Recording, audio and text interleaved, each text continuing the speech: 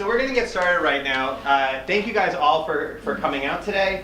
It is my great pleasure to welcome an old friend, or a friend for a long time. Well, and also, I mean, Judge, let's be honest, we're getting older. Right, exactly. All right, so an old friend of mine, Juliet Johnson, to come and talk to us today. And she's going to be presenting about monumental politics, the power of public memory in Putin's Russia. Many of you know Juliet, but she continues to not escape administrative work. So after the last time we were together, we talked about how excited she was to stop being associate dean, but now somehow in the meantime, she became the network director of the Jean Monnet network between the EU and Russia, but also she's now chair and professor of politics at McGill University. It's like, do not do this. Right. And so somehow we rescued her for at least a couple of hours to come and talk about research.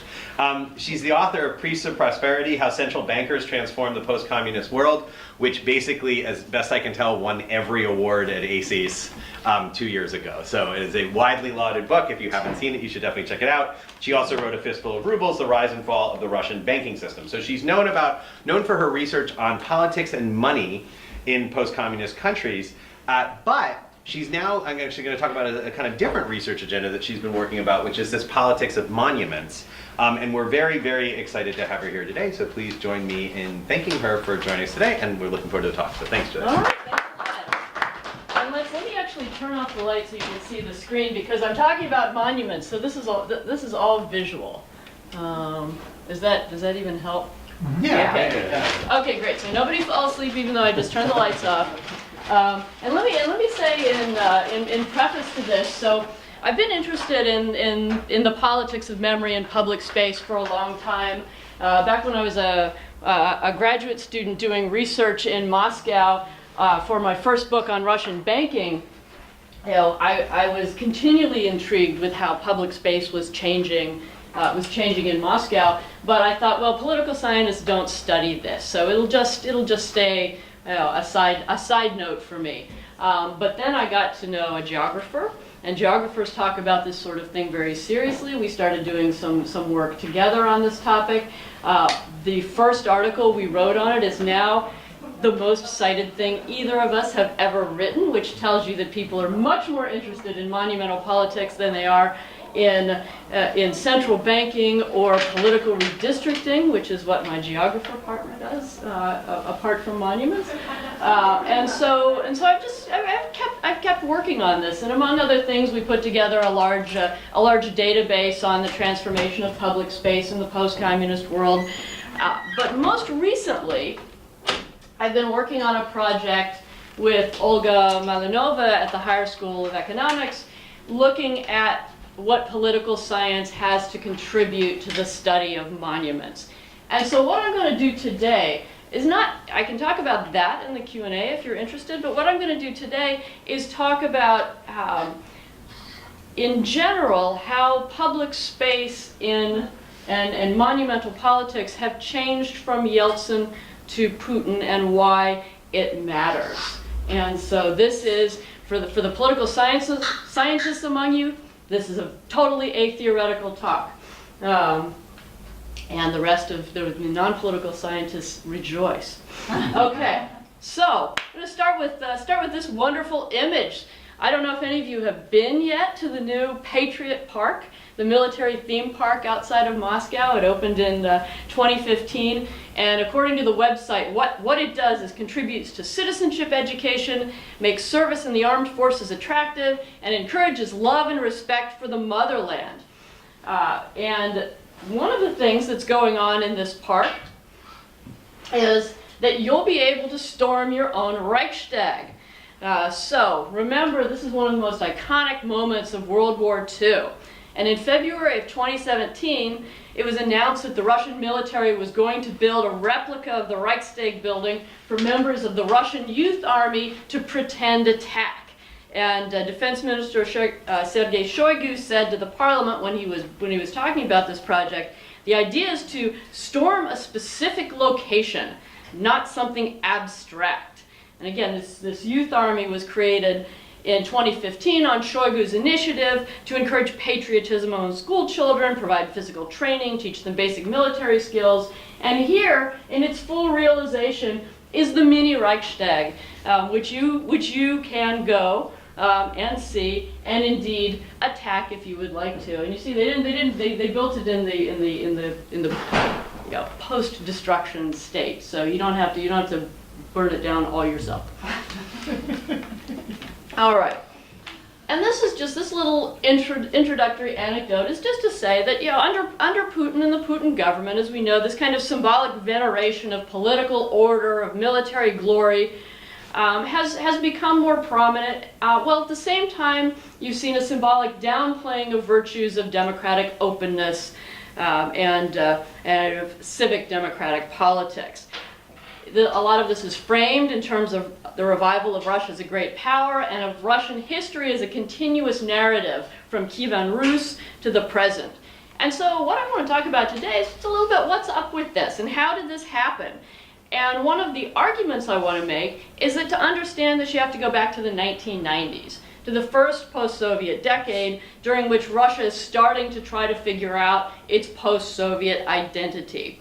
And indeed, one of the things we have to understand that I think is relatively neglected in the discussions on what's happened with identity politics and monumental politics in Russia is that the Yeltsin government's inability and in many cases unwillingness to break symbolically with the Soviet past really laid a lot of the groundwork for what we've seen happen under Putin.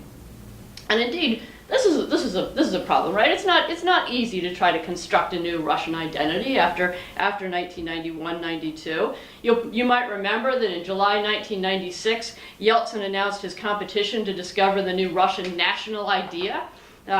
This was a 10 million ruble prize to be awarded with the victor, and Yeltsin said, in Russian history of the 20th century, there were various periods. There was monarchism, there was totalitarianism, there was perestroika, and finally a democratic path of development. Each stage had its ideology, but now we have none. And there was no winner to this competition, which I think is really telling. And again, this is a problem. And if we look at it as a problem in terms of public space, monuments, memorials, place names have traditionally played a pretty central role in defining Russian national identity. And indeed, many of the actions of Russia's new governments after the revolutions of both 1917 and 1991 involved renaming places, revising monuments. It really suggests that this symbolic control, this control over symbolic public spaces, let me say, is exceptionally important in Russian politics. And under Yeltsin, you did see some half-hearted attempts and let's be honest, fairly unpopular attempts to try to create some new civic symbols and new traditions. So for example, around the failed coup attempt in August 1991, there was this trolley bus that had served as a barrier that the Democrats stood on and said, junta to the courts, that's a really nice democratic, right? You don't kill them, you send them to justice. Anyway, and the trolley bus actually sat outside the Museum for Contemporary History for quite a while as a symbol. But a little later, it just kind of quietly went away. By the same token, the Yeltsin government tried some new civic holidays. You remember Russian Independence Day on June 16th.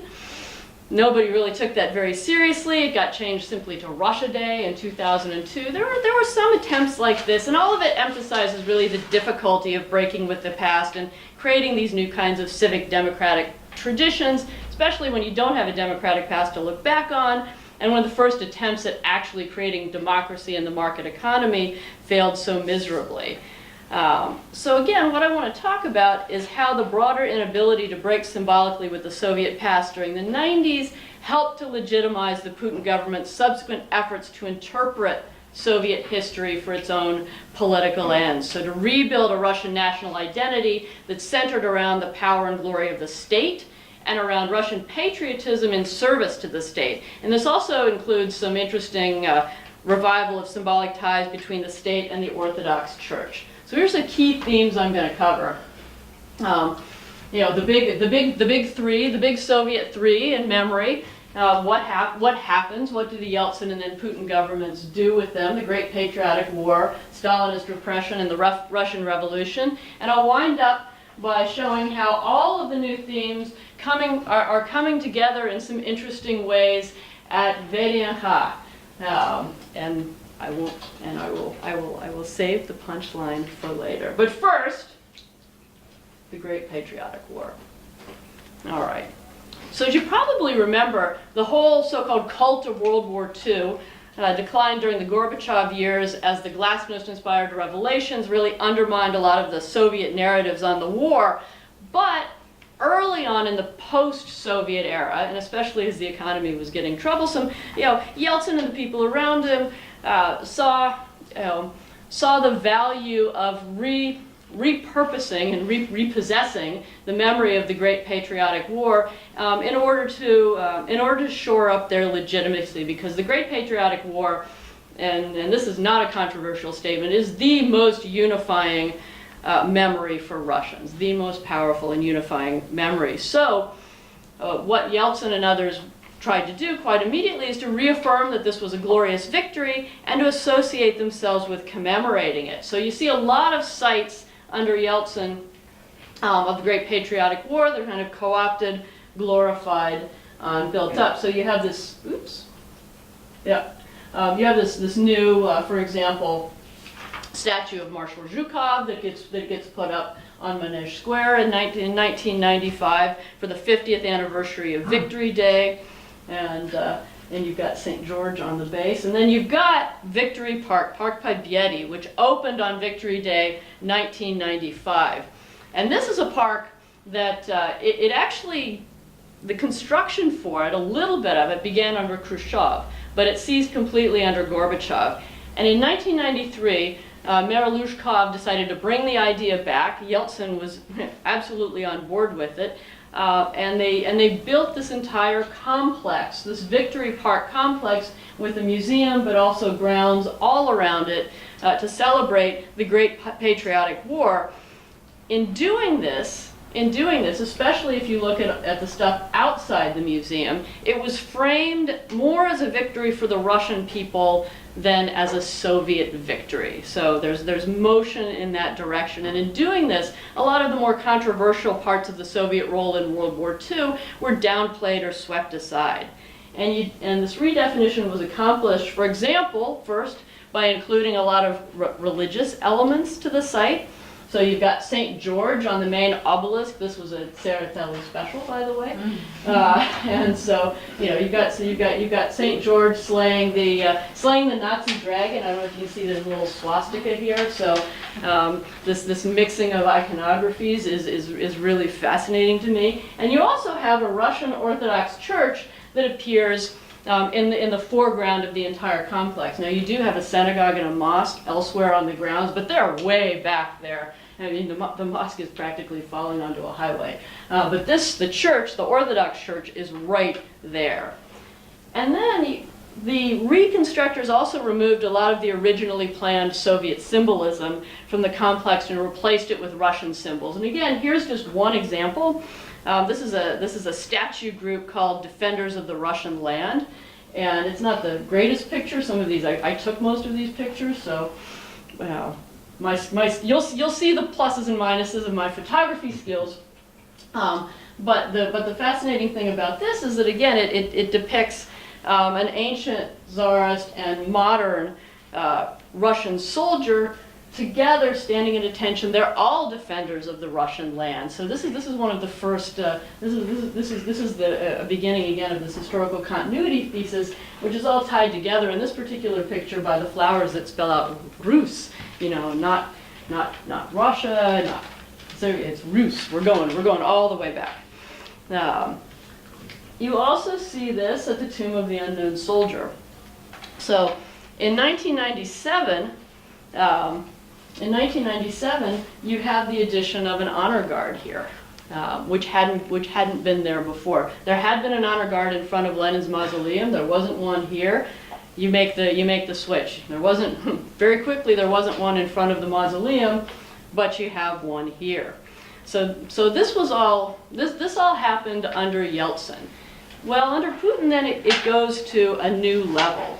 This is where you see, and I want to be cautious about making the claim that, oh, Stalin has made a big return. You know, symbolic Stalin has made a big return under Putin, because I think too much has been made of that, and I think somewhat inappropriately. But it is true that, especially in the context of the Great Patriotic War, you do see depictions of Stalin coming back, and this is one example. So, a bust of Stalin appears in the museum at Victory Park.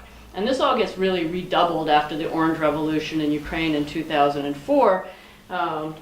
You have, in 2004, the name of Volgograd on the hero cities outside of the tomb of the unknown soldier is changed back to Stalingrad, because, well, it was Stalingrad. It was the Battle of Stalingrad. You know, it wasn't the Battle of Volgograd, right? And then the Victory Day celebrations start changing in some intriguing ways. So you see the ribbon of St. George that begins to be distributed and worn, really starting in 2005. And again, it had been a part of kind of the imperial and Soviet awards before, but it hadn't before been associated with Victory Day, really.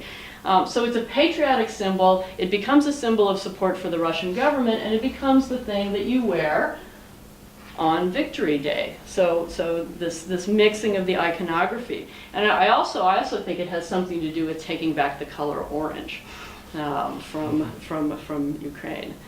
Then in 2008, the military parade returns to Red Square. So again, this is all coming back, and in 2012, you have the beginning of what's become now probably the most well-known example of commemoration of the Great Patriotic War, the Immortal Regiment, which was actually a grassroots movement started by some guys in Tomsk, but it quickly became co-opted by the state. And here's Putin marching in the Immortal Regiment with one of his relatives. And all of this is happening. This kind of reappropriation, redefinition of the Great Patriotic War at the same time, and the Great Patriotic War as a unifying Russian memory. At the same time, the Great Patriotic War is becoming much more problematic outside of Russia. So you have history wars going on, and can you just explain what the Immortal Regiment is for people? Okay, for the political scientists in the room who don't study Russia. Okay, the Immortal Regiment, fascinating, awesome thing. So the idea is that you march in a Victory Day parade, and you carry the picture of one of your relatives who fought and typically who died in the Great Patriotic War. So their memory doesn't die. Their memory doesn't die. We are the heirs of this memory, of this strength. And again, it emphasizes continuity, unity, sacrifice, but also strength and overcoming obstacles. And it's incredibly popular, and for good reason. Right? But again, the state has very much co-opted this process. Yeah. Okay. So here are just a few examples of how the memory of the Great Patriotic War, or World War II in other places, gets really complicated and contested at the same time. The narrative is becoming less so in Russia, and this is the bronze soldier. Remember, this was the monument in Tallinn to the Soviet liberators. There were other names for it that Estonians had. That here's its original spot, which was really right in the middle of the city, and it was moved. When that was announced, a lot of the Russian population in Tallinn had major protests against it.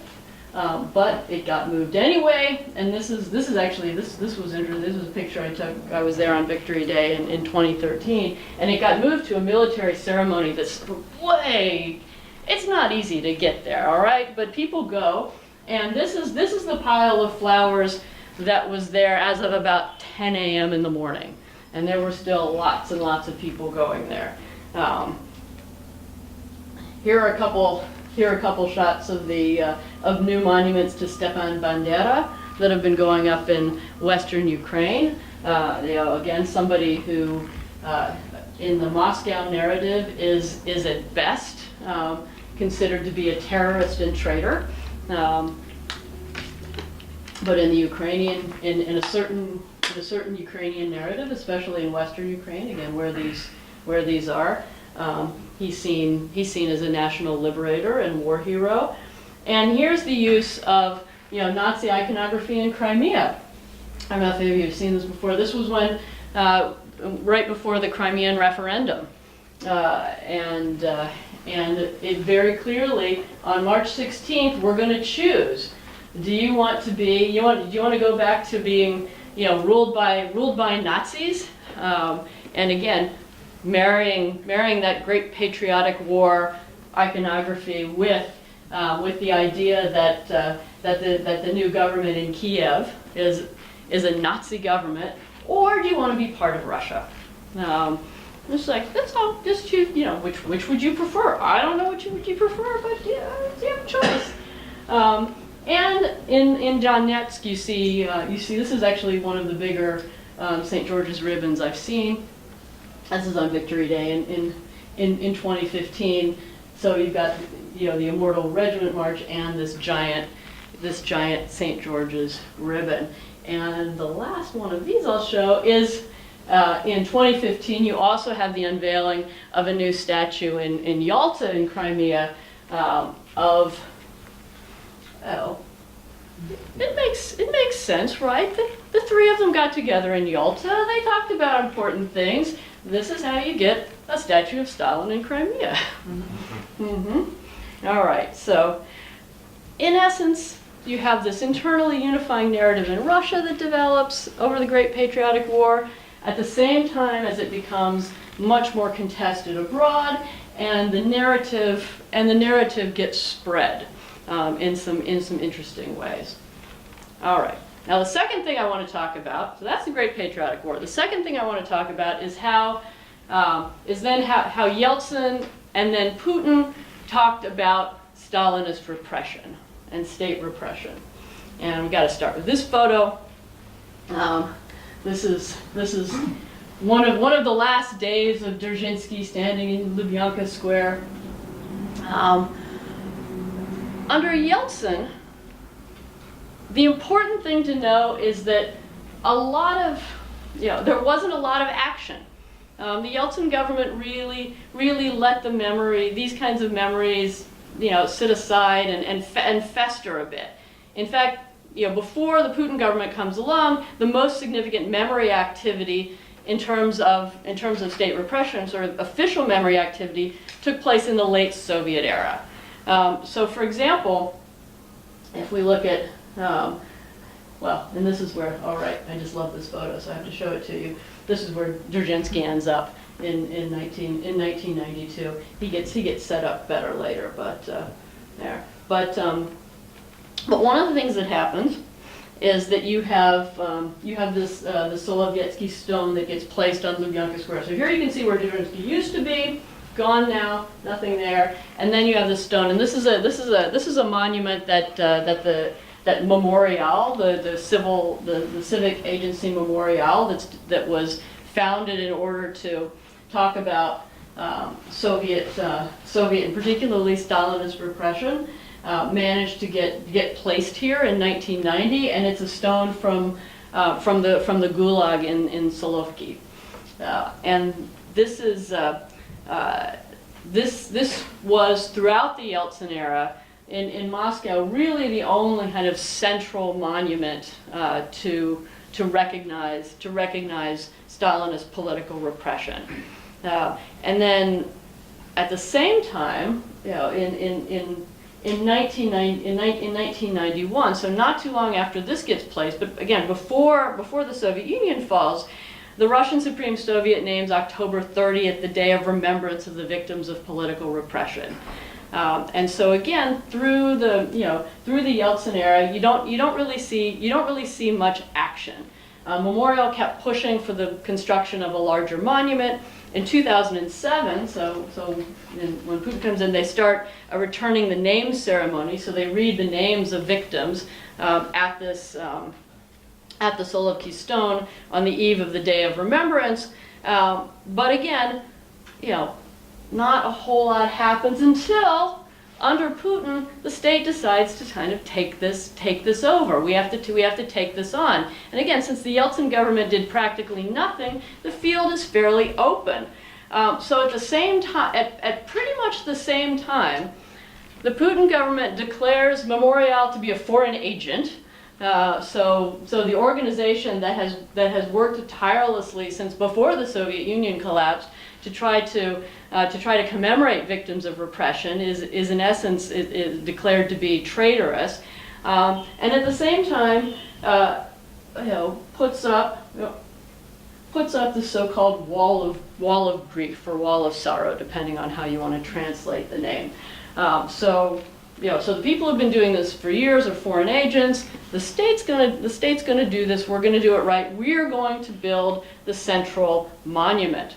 And it was opened on October 30th, the Day of Remembrance for the victims of political repression. And I like this shot. This is from the opening ceremonies. And as time's gone on, Kirill shows up more and more often. Every time Putin opens one of these monuments, you've got a representative from the Orthodox Church, and it's often Kirill who comes and stands with Putin. So again, it shows this merging of the state and the church as well. And one of the things that this monument really does, I think, is that, again, it's acknowledged as a sign of atonement, but it's also presented as one of unity. And it's an attempt to say, okay, we've done this monument. Now we can put the past behind us.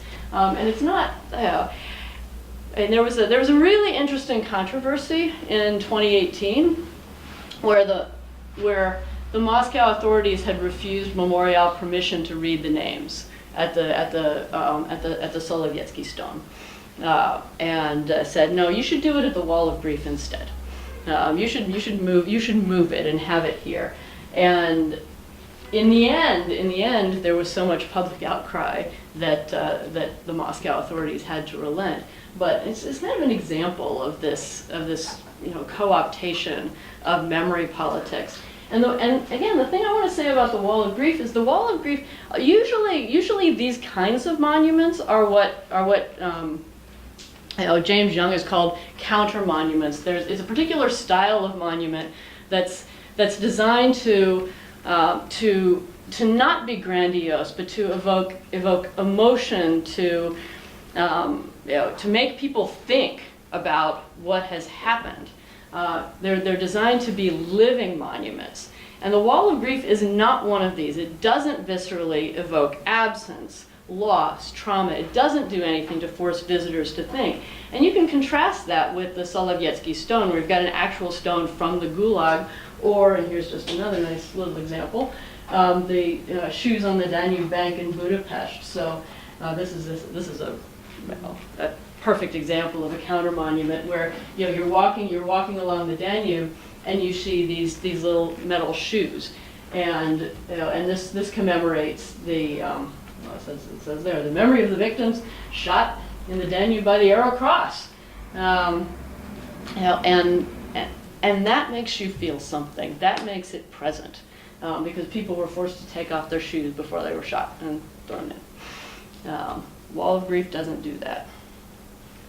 All right. Now, the revolution. So I bet you had lots of people come and talk about the revolution in 2017 and 2018. We were here. Every center did. We had some people come. And we talked about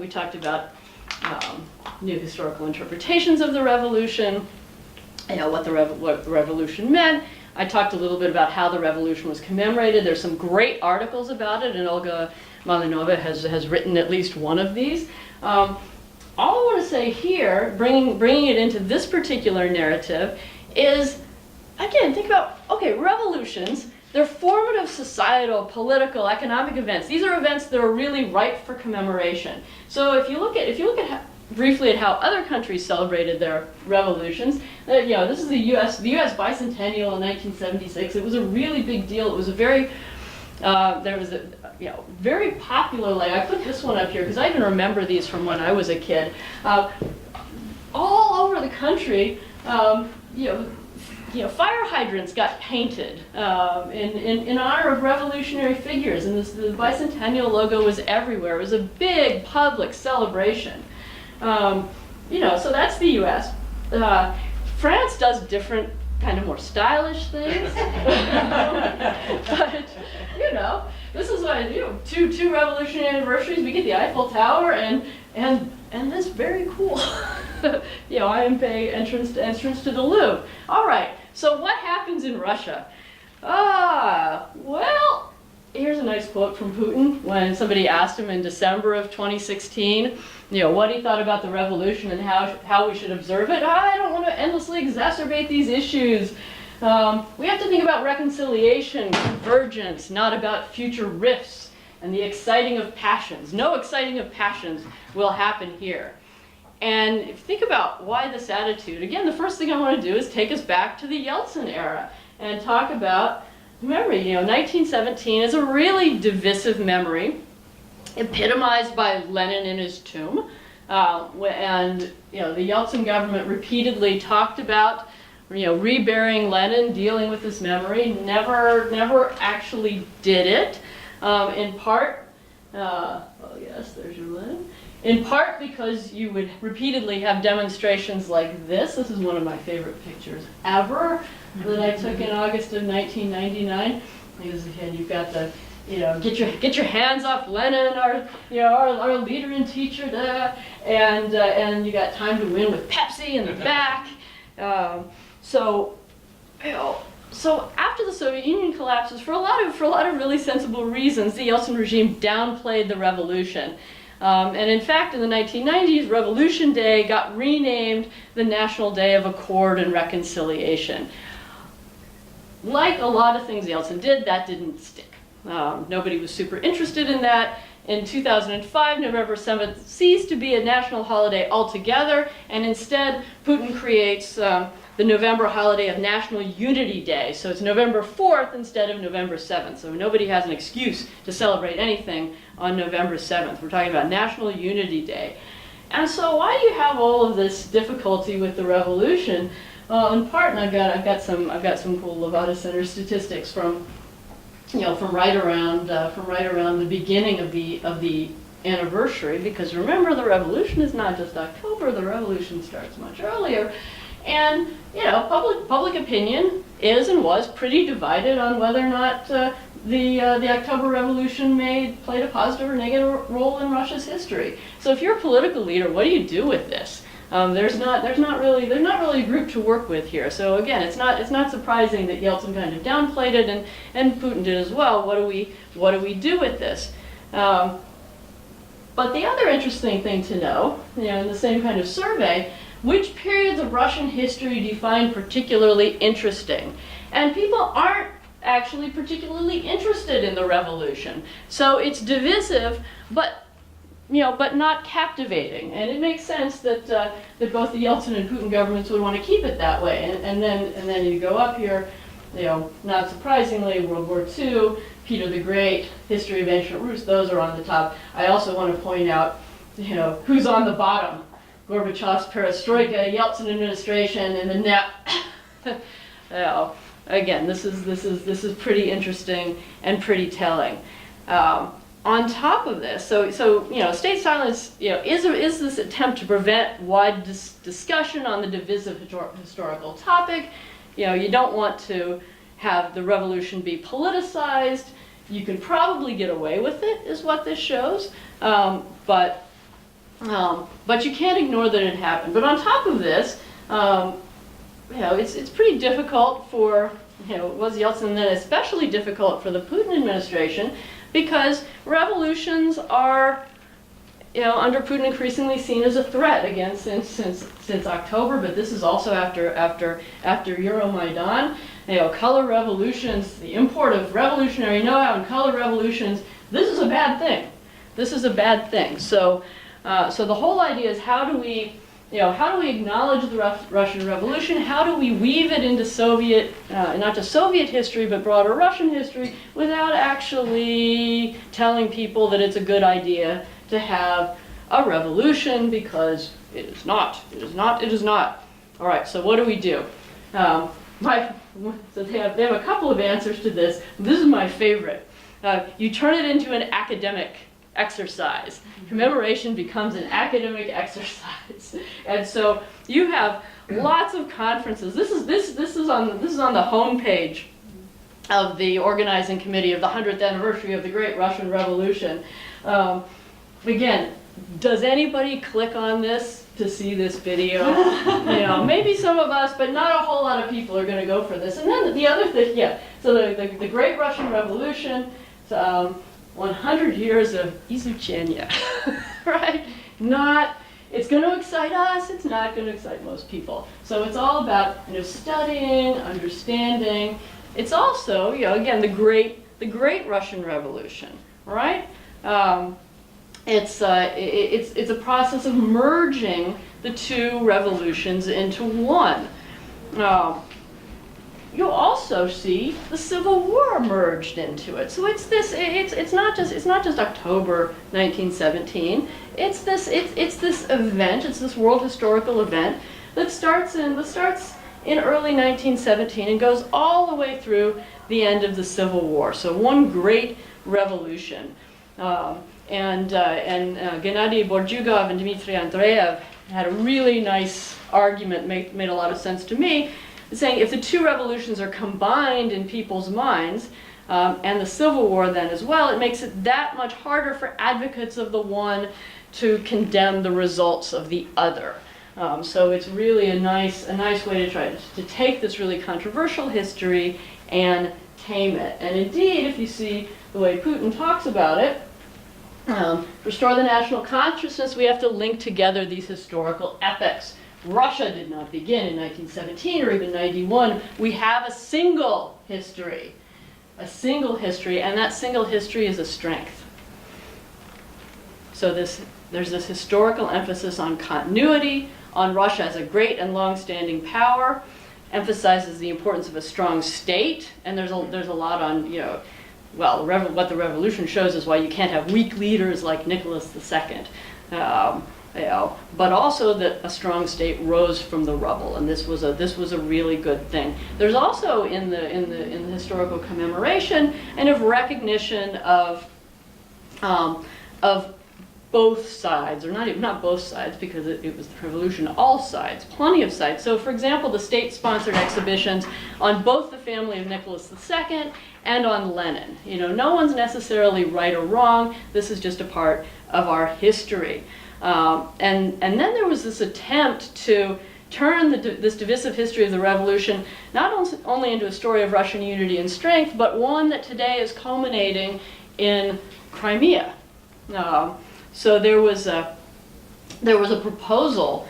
That got pretty far through the process to create a monument called Reconciliation in Sevastopol that was going to have a white soldier and a red soldier. It actually looked very the maquette. It looked very Soviet. There was local opposition to it, so it didn't really happen. But here's what Putin ended up doing instead. In November 1917, inaugurating a monument to Alexander III in Crimea, and this is really telling. In his opening speech, you ought to go read the whole thing because it's not very long and it's special. But here's a pull quote from it. It says, "Alexander III loved Russia and believed in it, and by unveiling this monument today, we pay tribute to his deeds, achievements, and merits. We show our respect for the continuous history of our country, for the people of all ranks and social classes who earnestly served the fatherland."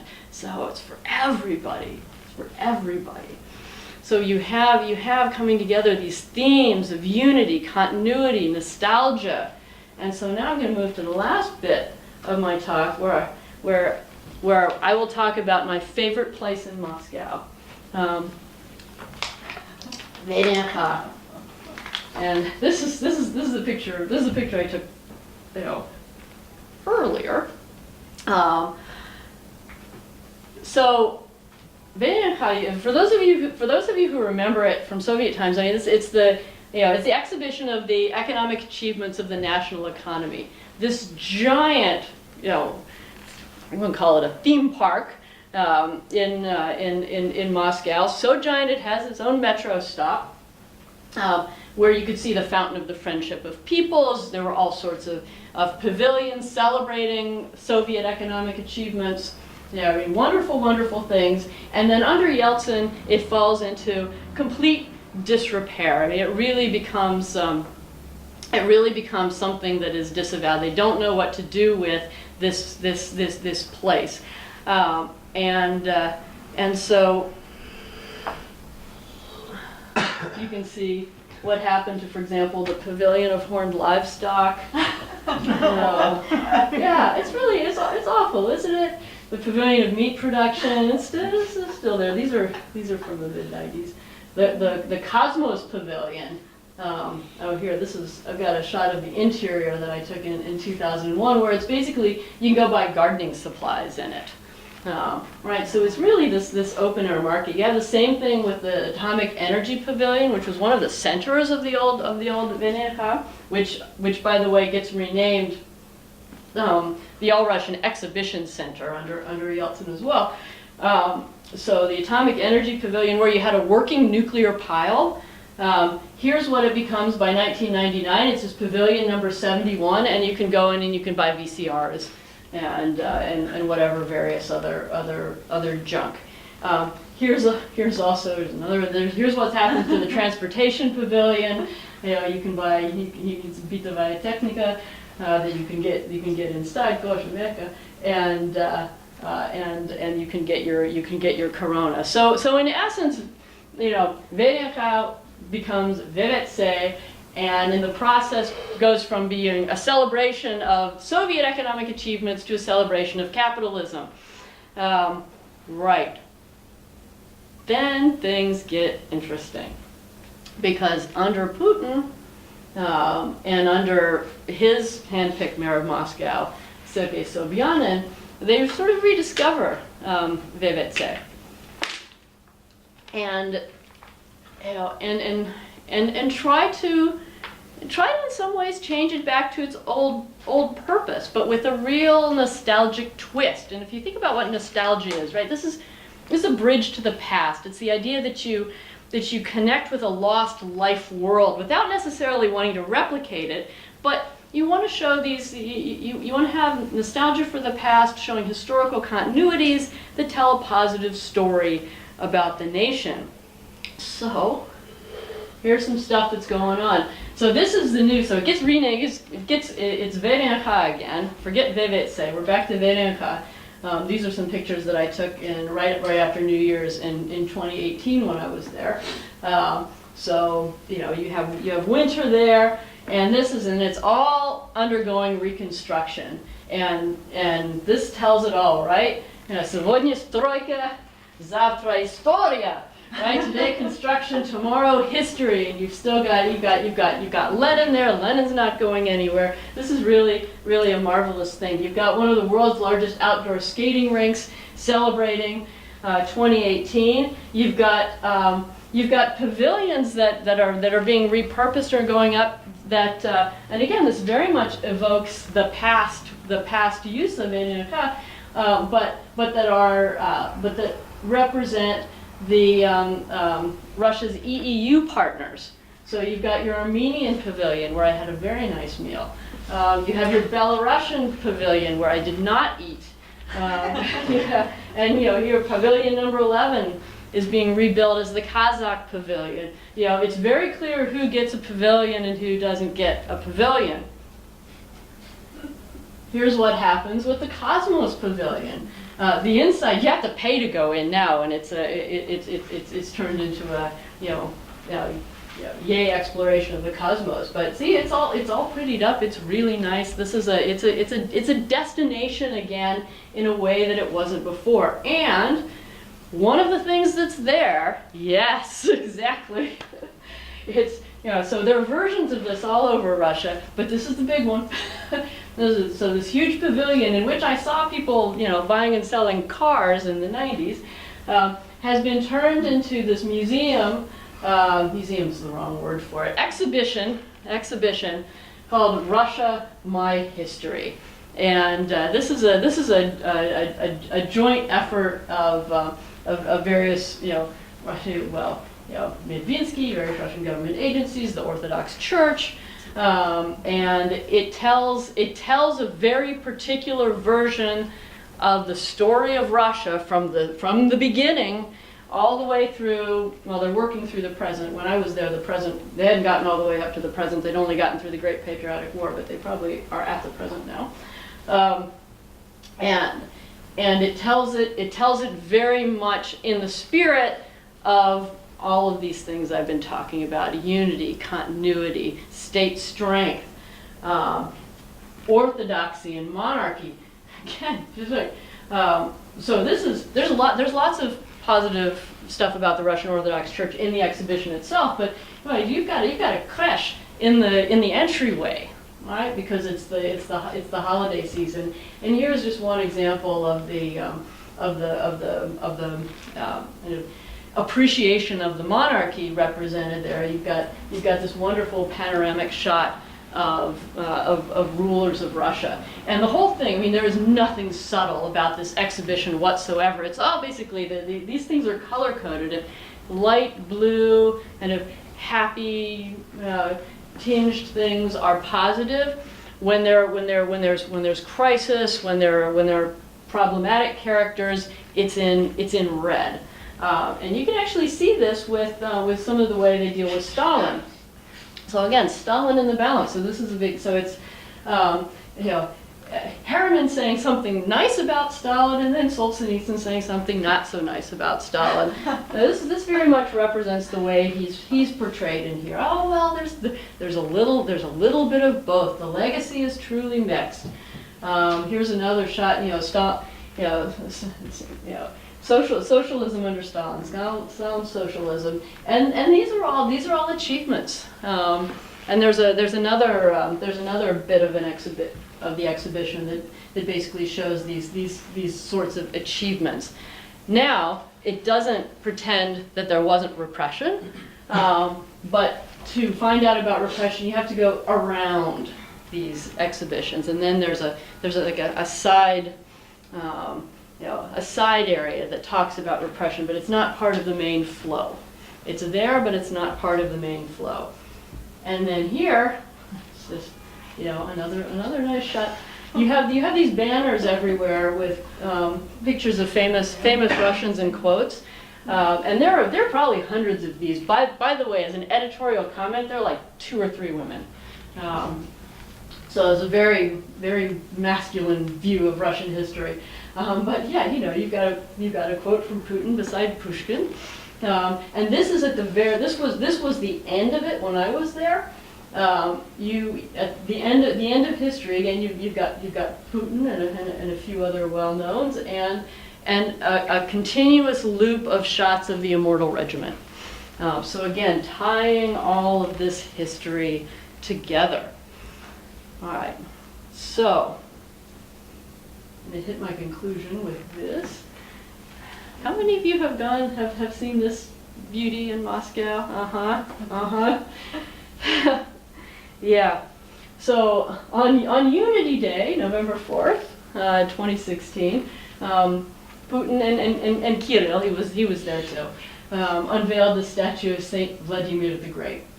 Right outside, I picked this picture because you can see this is right outside the Kremlin walls. And this thing is enormous. It is so Soviet in conception, and execution, and unbelievably provocative, right? This statue unveiled on Unity Day is claiming unity, but it's not just unity of the current Russian lands. It's claiming Ukraine as well, because Vladimir is the founder of Kievan Rus, or and considered to be, as Saint Vladimir, the founder of the Ukrainian state. And there's an even bigger statue of Saint Vladimir that's been around for a much longer time in Kiev. All right, so you've got unity, continuity, state strength, orthodoxy, folding Soviet history into this Russian narrative, moving past the past while you're asserting this kind of glorious imperial history. And at the same time, you saw the end of any attempts to celebrate a more civic-democratic Russia. So, for example,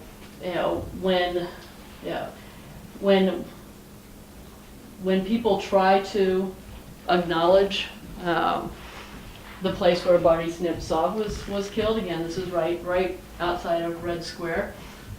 You have flowers, you have basically temporary monuments, and it all gets swept away. Gets swept away over and over. There's nothing. There's nothing that the state. This state wants to have nothing to do with this kind of memory. So here's my last slide.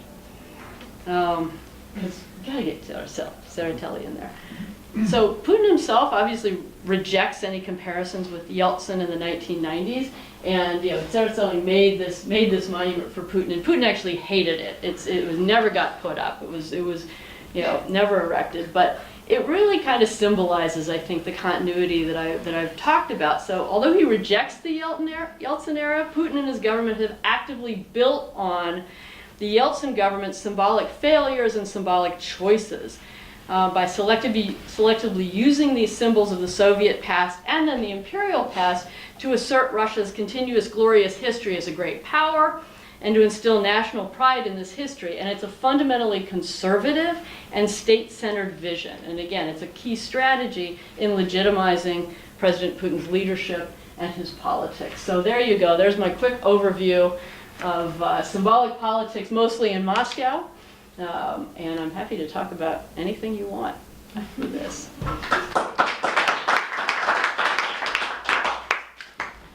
Do you want to just take questions? Sure, or conversation or whatever. I mean, it's, and I can turn the light back on. Yanni. Thank you, Juliet. That was wonderful. I love Citadeli reminds us that kitsch is still possible. Right? Yes. Oh, yes. Keep going. It's wonderful. Mm-hmm. So I mean, by the time we got to the end, it was clear that the point that you're making is that this is both, it becomes increasingly state-directed, Mm-hmm. right? But it also becomes the embodiment of state power, both at the same time. Yeah. And this seems to be a contrast to what's happening elsewhere. So what you're not talking about is falsification, right? Right. It's actually redirecting elisions, forgetfulness, Mm-hmm. new highlights, rethink, but there's nothing actually that's false, right? At least in what you showed us.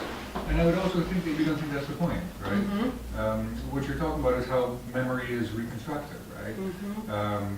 So now look at that way, it happens everywhere and always. Right? Mm-hmm. Yeah. So you take as an example, the what do we have downtown? What do you call it?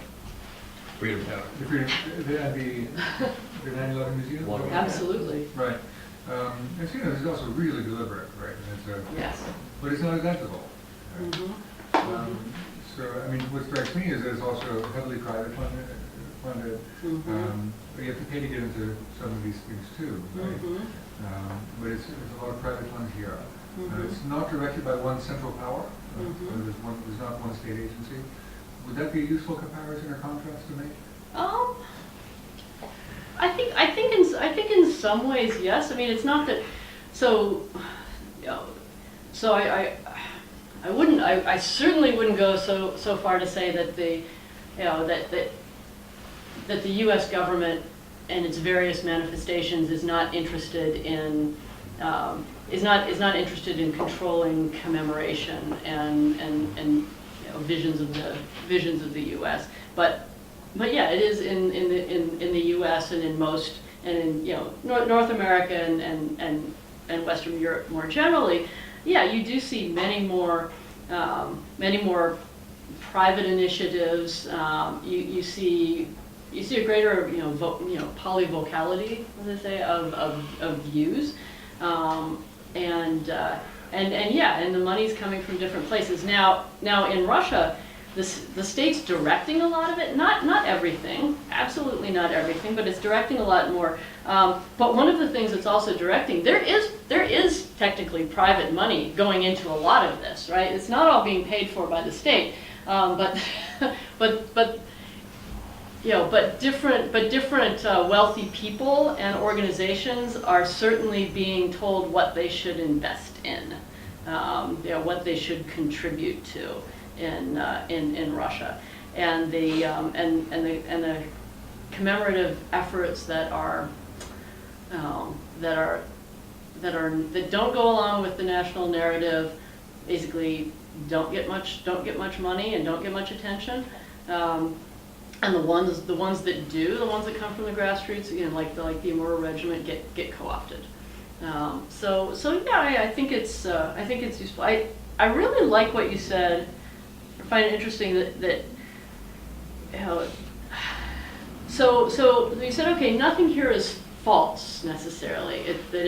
It's a particular interpretation of history. Not everybody would agree with that. And if you look at a lot of the text, for example, in Russia, My History, there's some stuff that's just outright false in there. But the monumental landscape, it's less things that are false and more a choice. But even like, for example, if you look at the Russia My History, one of the things that I don't have my other pictures from there, but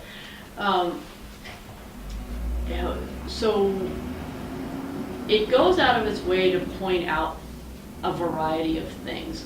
One of those things it goes out of its way to point out is that the Holodomor didn't happen. That it wasn't, well, yeah, a lot of people starved, but there was no genocide. There's a very interesting interpretation of the Nazi-Soviet pact, and a real redirection.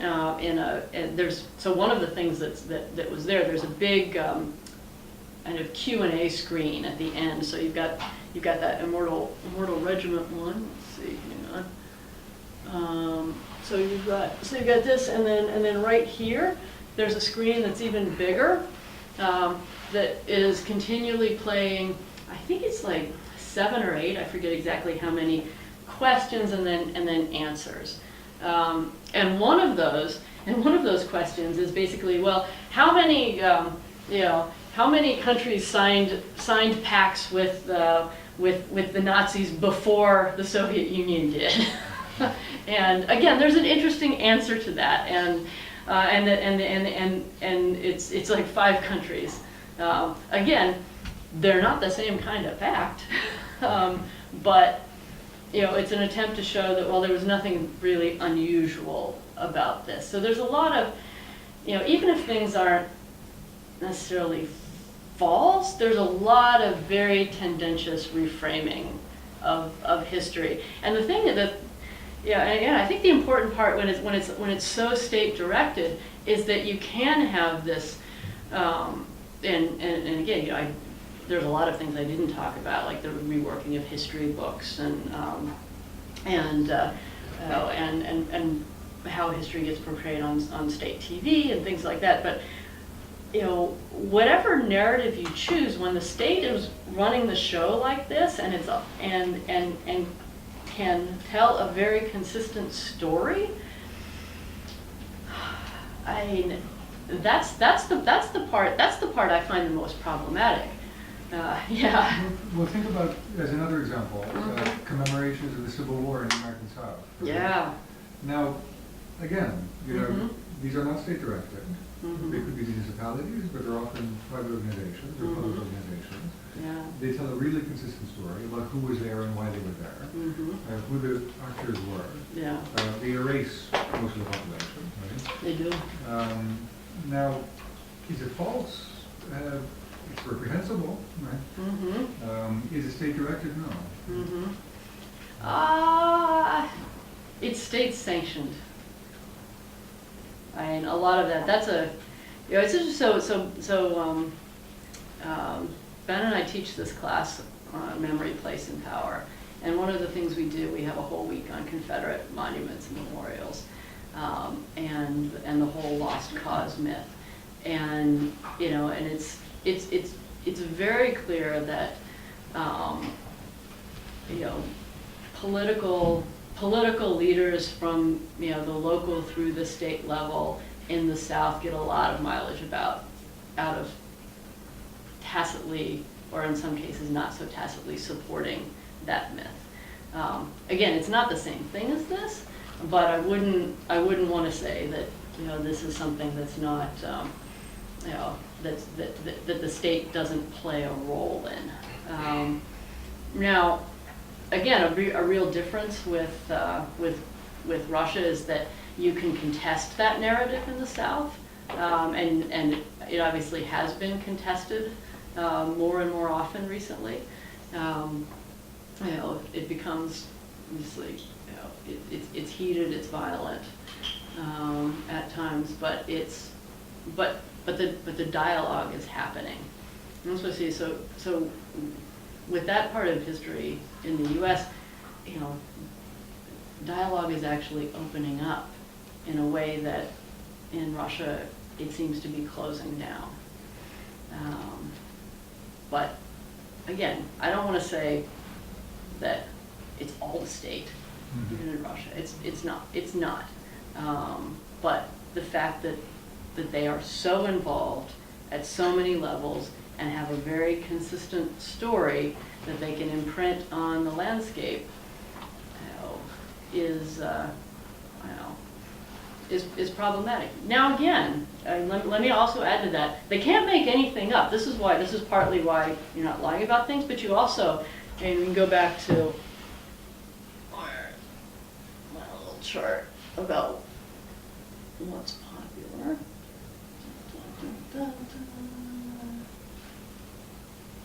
There we go. So it's not like you know, a Russian government could decide, all right, we're gonna work over our national identity. We're gonna present a consistent vision that all levels of the state are going to put forward, and it's going to you know, it's going to involve kind of glorifying these parts of our history, right? That's not going to get public resonance. And again, the Yeltsin government tries to do some little things like this, and it doesn't get public resonance. You can't just, you know, you have to be somewhat responsive to what is, you know, what's going to work with public opinion, which is why the Great Patriotic War is so useful. But once you start with that, you know, so you know where to go historically, you know which historical figures to talk about, then you can talk about them in particular ways. And so again, you can't come up with a narrative out of whole cloth, but you know, given what resonates in society, I think you can do a lot to direct. Yeah. So one comment and one question about the falsification. Mm-hmm. Just the trope used in the monuments of Vladimir, Собиратель земель русских, Well, right, yes. Is just blatant historical falsification. Not only because Vladimir's Rus was not strong, Yeah. but because the trope is from a different era. This is 13th century trope applied first in the life of Dmitry Donskoy to his grandfather and so on and so forth. So a lot of, it's not just elisions, highlights, fudging over certain things that are not very лицеприятны, but also blatant falsification of history whenever it's useful. So it is repurposing useful parts of history, but also producing a usable history, which has a particular function today. the question, so you started with this claim that Putin's politics of memory benefits from the failures of Yeltsin's politics of memory. Yeah. But I got the impression from your presentation, at least in this material, that it is more, not so much a departure from Yeltsin as it is improvements or gestures that fall into the places where there was nothing. Are there, in your opinion, gestures of direct contestation of certain aspects of Yeltsin's politics of memory? Is there, in your analysis, moments when Putin directly presents himself as an anti-Yeltsin, as a counter-Yeltsin, where Yeltsin's legacy is denounced symbolically or in other forms? I mean, on the one hand, yeah, absolutely. I'll start from the end and move back towards your comment. Putin regularly, explicitly and implicitly denounces Yeltsin and pretty much everything he did. And there's in kind of official Russian historiography, the 1990s are kind of the root of everything bad that Putin had to save Russia from. So Yeltsin's own legacy is absolutely denounced, and this is also, I mean, this is trying to present himself as the anti-Yeltsin. This is the roots of Putin on the horse, and Putin flying with the cranes and all of that. Putin doing judo. Look, I'm not drunk and virile and strong and all of that. I mean, I don't think if it weren't for Yeltsin as his predecessor, he would not have felt the need to project that kind of masculinity really so strong. So if you look at the ways Putin counters Yeltsin symbolically, those are the kinds of ways I would point to. But in terms of the way Yeltsin symbolically dealt with the Soviet era, there I really think it's not that Putin and the people around him are contesting that so much as exactly kind of building on Yeltsin's failures to do. I mean, they tried a few things. They tried a few things to project this different, like Russian Independence Day and everything. Constitution Day. Remember Constitution Day? It's like December. Yeah, it's like December 12th or something like that. I don't know if it's an official holiday still or not. Anyway, I remember back when was it, in summer of '99? I was in Moscow, and one of the things I did, I was running a survey, and asking people to rank holidays in order of importance, and I stuck Constitution Day on there. And I mean, not only was it last, some people refused to rank it at all.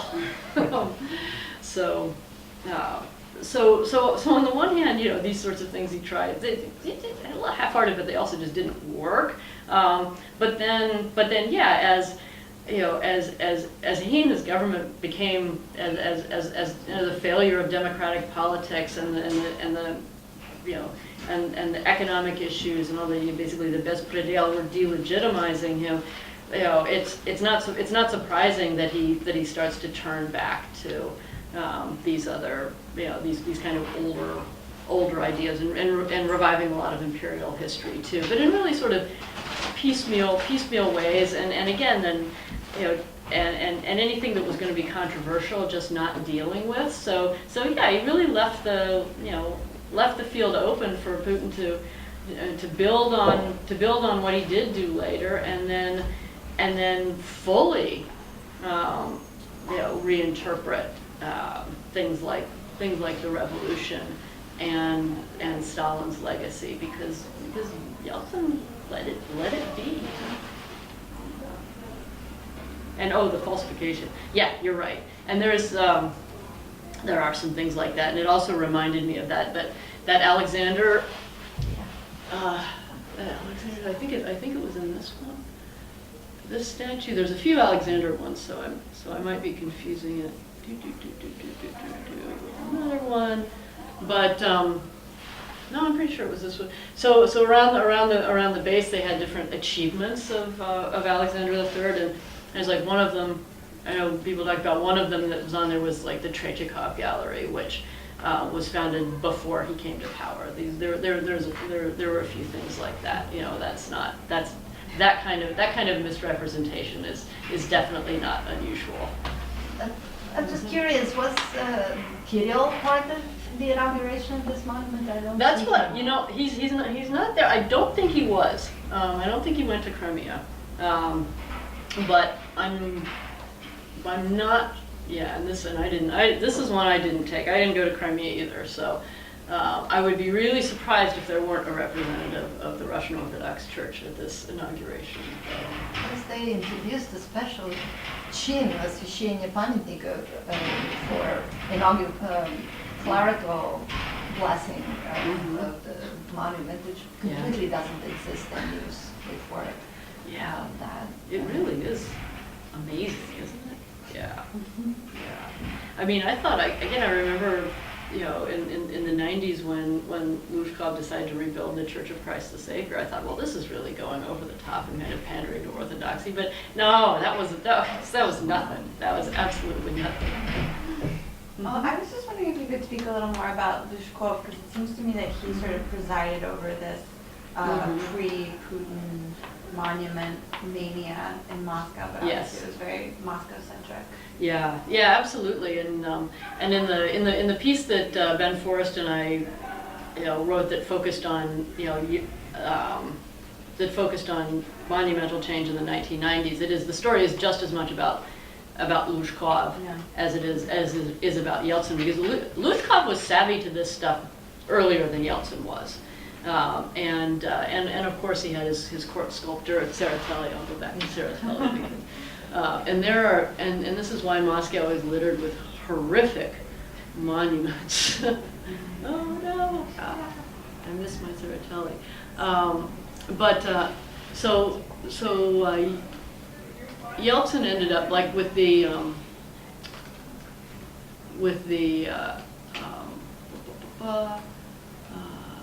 Park Pavilion. That was initially to restart it. That was Lushkov.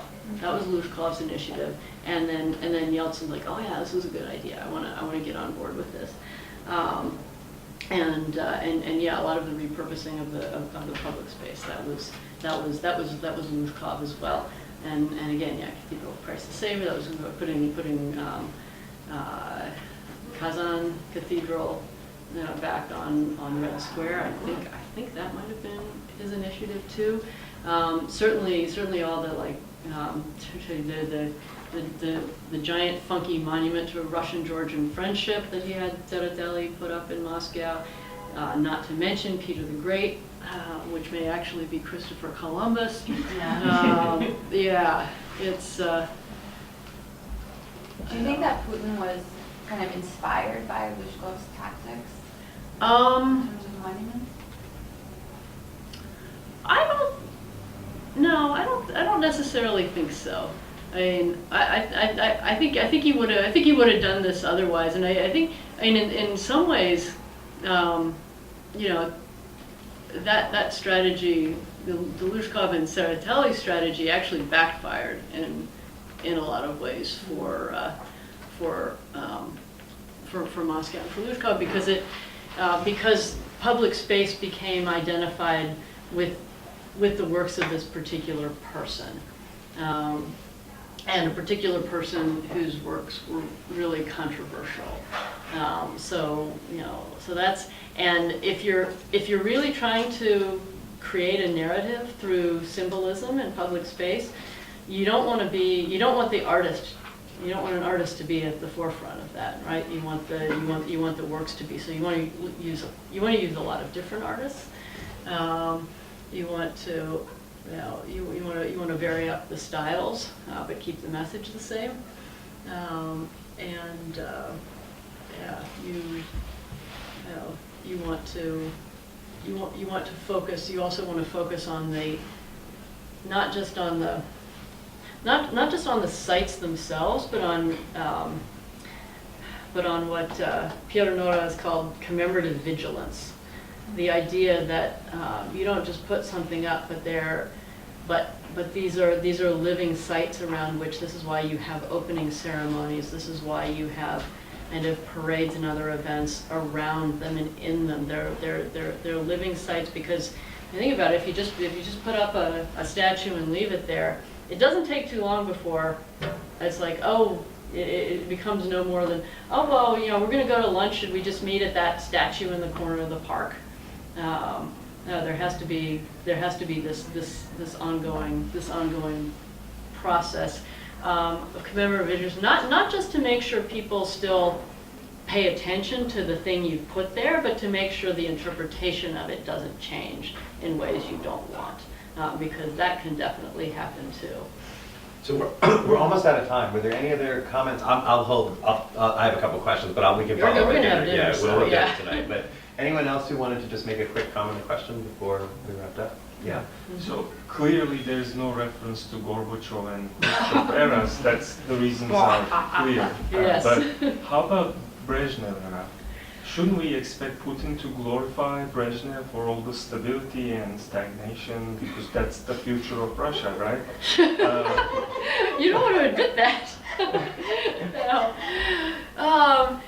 He just doesn't get talked about that much. I mean, the thing is, everybody still knows the Brezhnev jokes, right? You're not going to try to glorify Brezhnev, because that's not going to be credible.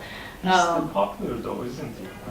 No, the era is popular. Brezhnev isn't necessarily. It's not popular so much as that people are, and this is where we go back to talk about nostalgia. People are nostalgic for this time of stability. I think Svetlana Boym has written some really well about this. It's not that people want to go back to it, and it's not that there's anything there in terms of leadership to glorify.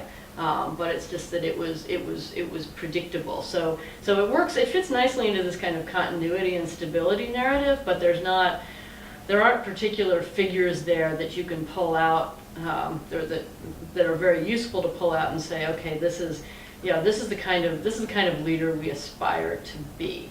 And I would say, Putin's not going to put up a statue to anybody about whom there are still a whole range of jokes regularly told. But he doesn't say anything necessarily bad about Brezhnev either. It's just sort of there. It's not like Gorbachev and Yeltsin, who regularly get dragged through the mud. Okay. There you go. Thanks, Juliet. Thank you so much.